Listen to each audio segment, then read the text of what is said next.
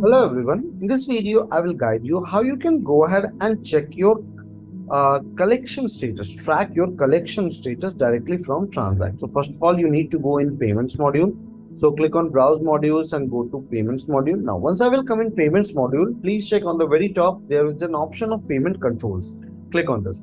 Once I will come on the option of payment controls, please check here is some of the options provided, which is buyer master collection status, supplier master payout status. So you need to go ahead and check the collection status.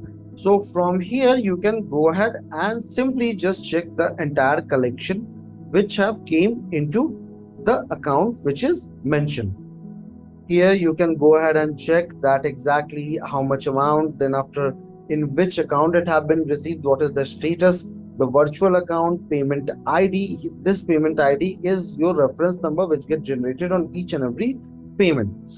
Mode of collection into VA, how this particular payment was done, UPI, IMPS, settlement ID, settlement account. So this is your actual account number in which the amount will get settled.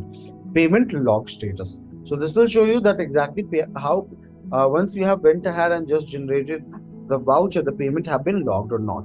I hope this video will be helpful to you in order to go ahead and check the collection status. Have a good day ahead.